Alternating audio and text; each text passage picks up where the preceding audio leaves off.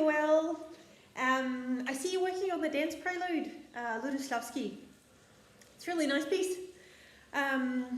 You've probably done a little bit of reading on it.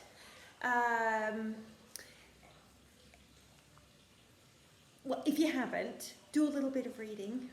Go and find out a little bit about Ludoslavsky. He's Polish. And this piece is definitely inspired by the folk music of Poland, folk dances of Poland. Because after the Second World War, the government wanted some accessible, uplifting, folkloric, patriotic music for the Polish people. And this is a really popular piece of his. So I'm going to walk you through it little bit by little bit. It's going to be slightly challenging because I have to read it on another screen, and I have a bit of a problem with my clarinet. Something's going wrong with some stuff, so I might have a little bit of trouble, but I think I can help you. Your speed's not too bad. Your speed is not too bad at all. Your tongue is possibly thumping a little bit against the reed. And so, do you remember the exercise that we did with the green pen or the red pen, maybe, on the tip of your, putting the mark on the tip of your reed, so that the tip of your tongue can go and taste it? Maybe you could try that, in a pinch. Maybe you could put some Vegemite on it or something. In a pinch. It won't destroy your reed, and you will be able to feel with the tip of the tongue where the tip of the reed is. Because when you're doing this exercise, you really need to rely on your taste. Because it's very hard to feel, and it's obviously impossible to see. All right. So, Dance Prelude, I'll do the opening bars.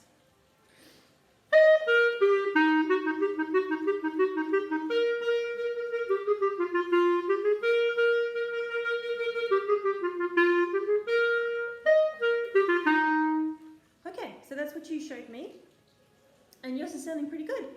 You need some more variation in the dynamics. Your forte is fine, but you're not coming down enough for the mezzo forte to make a difference. And it's not short enough with the staccatos. I can't tell the difference between your first two bars, the tonguing that you're using for those notes, and the little sharp staccato. And that's where putting something, I think Vegemite would work. It's something that you can taste on your reed. Might help you find the right position for your tongue. So try and, if I do it in a slower tempo, feel as though those from bar 3, 4, 5 are kind of a bit sneaky.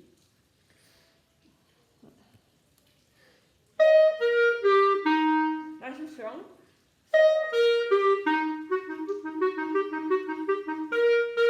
Make sure that those two C's stand out, because they're supposed to stand out. They've got accents on them. And then come subito straight back. That's another one that needs to be coming out.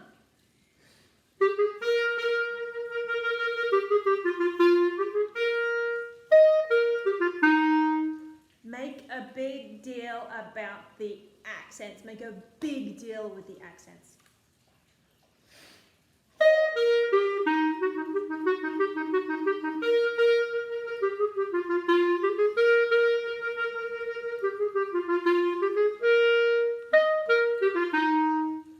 Okay. So even if you go slower,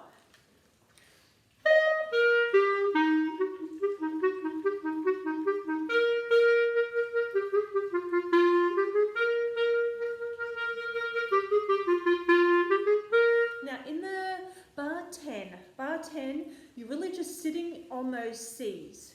And it's not an easy note to staccato, because you've got you're making a staccato through the entire length of the tube. And you need to support really well. You need to support with the diaphragm really, really well to get that coming out clearly. And in the piano part, there's actually in bar 10 a slight crescendo. You don't have it written on your score, and it's not written on the original score, but it's written in the piano score. And it's dull, dull, dull to just sit on those Cs.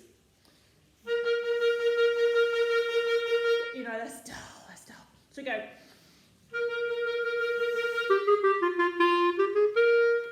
At least you feel as though you have some forward momentum there. You're not just sitting on Cs. Okay, so I'm going to stop it there and send this video because it's probably too long already for Messenger, and then I'll continue.